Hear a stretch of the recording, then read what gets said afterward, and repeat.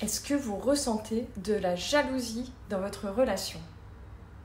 Et si cette émotion pouvait être un levier de transformation plutôt qu'un poison?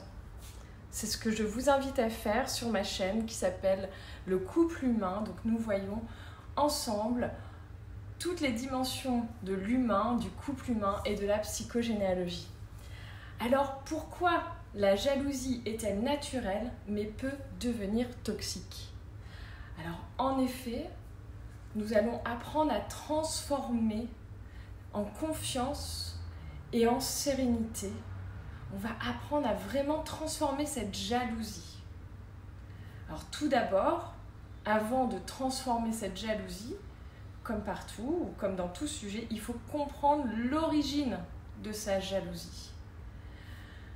Alors l'origine de sa jalousie, parfois, elle vient de choses qu'on a vécues dans l'enfance ou alors d'histoires passées, mais elle vient souvent d'une insécurité dans les blessures passées. Alors il y a plusieurs questions à se poser pour identifier la source, c'est-à-dire qu'est-ce que j'ai vécu de 0 à 10 ans, quelles étaient mes relations, qu'est-ce que j'ai aimé, est-ce que je me suis sentie abandonnée, et savoir aussi quelle dimension de ton être est touchée en parlant de la jalousie. Donc la jalousie peut nous mettre en tension physique par rapport à toutes les dimensions de l'être humain, mais aussi au niveau biochimique. Elle peut attiser la cortisone ou alors l'ocytocine qui vont nous faire réagir différemment. Il y a aussi tout notre système de croyances, les croyances limitantes ou alors tous nos schémas mentaux aussi qui vont rentrer en jeu dans la jalousie, ou alors bien sûr tout ce qui est éducation, les normes sociales. Ça joue vraiment dans cette prise en considération, en tout cas pour comprendre l'origine. Mais il y a aussi cet aspect de psychogénéalogie où on va étudier quand même les schémas qui peuvent être des schémas répétitifs dans par exemple les histoires de nos ancêtres qui pourraient influencer aussi notre émotionnel.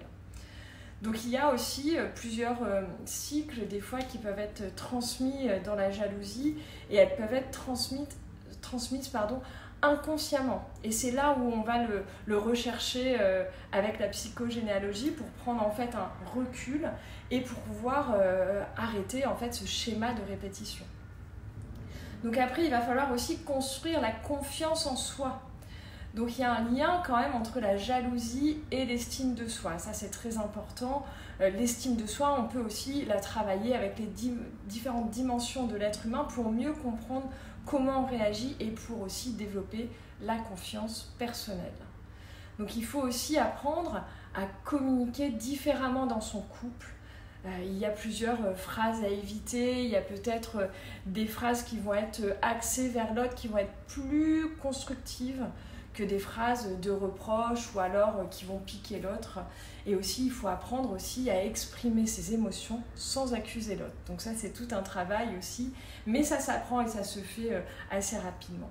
Donc, transformer la jalousie en moteur positif, c'est possible. Parce que la jalousie, en fait, c'est un signal où il va falloir raviver la passion et créer des nouveaux liens dans son couple, parce que en effet un couple n'est jamais acquis. Et oui, on n'est pas chez Walt Disney, on est dans la réalité humaine. Donc le couple n'est jamais acquis, on ne possède jamais l'autre dans son couple. Voilà, ça c'est déjà une vérité. Donc il faut aussi peut-être redéfinir sa vision du couple et peut-être redéfinir le couple ensemble, pour pouvoir aussi différencier un attachement sain d'un attachement de dépendance émotionnelle. Ça, c'est très important.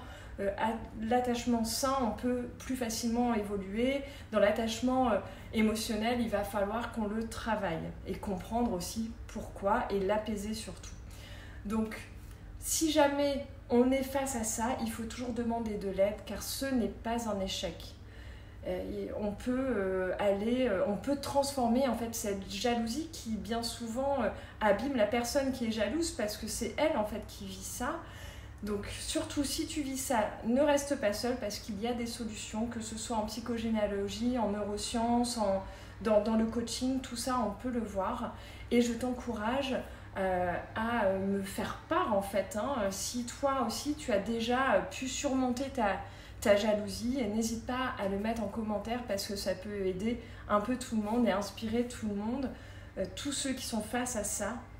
Donc on peut y arriver, surtout, il faut toujours garder ça en tête et rester positif. Rien n'est une fatalité, tout évolue, tout change dans la vie, c'est comme le Tao, on se nourrit un peu de tout.